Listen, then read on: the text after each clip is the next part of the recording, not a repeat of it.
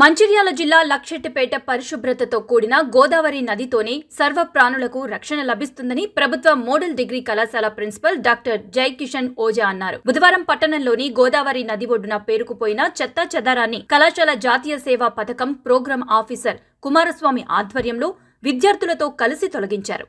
ఈ సందర్భంగా principal doctor Jaikishan Ojha మాట్లాడుతూ పరిశుభ్రమైన నీటితోనే సకల జీవరాశుల మనుగడ సాధ్యమవుతుందన్నారు. నీటి కాలుష్యం వలన అనేక అనర్థాలు కలిగి జీవకోటి మనుగడకు ముప్పు వాటిల్లుతుందని ఆయన వివరించారు.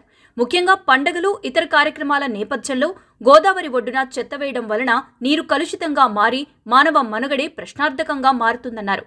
ప్రతి ఒక్కరూ జీవనదుల పరిరక్షణకు కృషి చేయాలని పిలుపునిచ్చారు.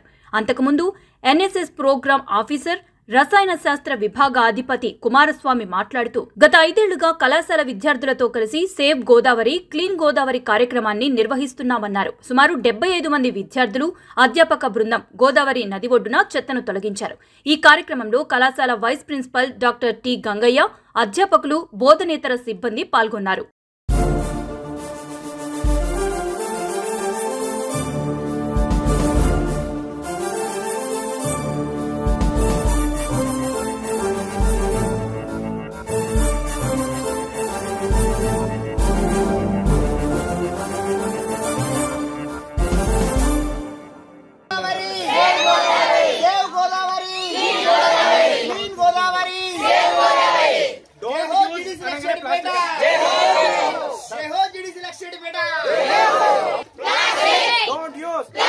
Don't use plastic. Save Godavari. Clean Godavari. Save Godavari. Clean Godavari. Clean Godavari. Save Godavari. Clean Godavari. Say no to plastic. Say no to plastic.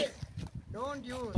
మంచి లక్షణాలు అలవడతాయి అనేటువంటి ఒక మంచి ఆశయంతో ఎన్ఎస్ఎస్ వాలంటీర్లు ముందుకు రావడం, దీనికి మా కళాశాల principal doctor Jaikishan Ojha sir గారి నాయకత్వాన్ని ఈ కార్యక్రమం గత 5 సంవత్సరాలుగా ఈ కార్యక్రమం ముందుకు నడుస్తూ ఉన్నది.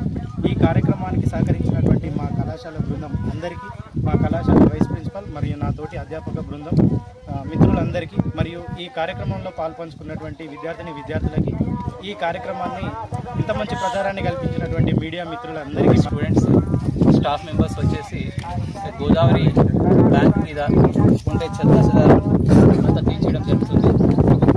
ఈ ప్రోగ్రాంలో 70 వాలంటీర్స్ పార్టిసిపేట్ చేశారు. మనకు తెలుసు గోదావరి రివర్ చాలా పవిత్రమైన రివర్ ఉంది. కానీ ఇక్కడ చాలామంది వచ్చేసి స్నానాలు చేయడం, ప్లస్ దాంతోపాటు ప్లాస్టిక్ కానీ వేరే వస్తువులు ఇక్కడ పారేసి వెళ్తుంది. సో దాంతో ఏమంటే ఆ ప్యూరిటీ వెళ్తుంది. ఇంకా ఈ ప్లాస్టిక్ వల్ల మనకు తెలుసు దాంట్లో ఉండే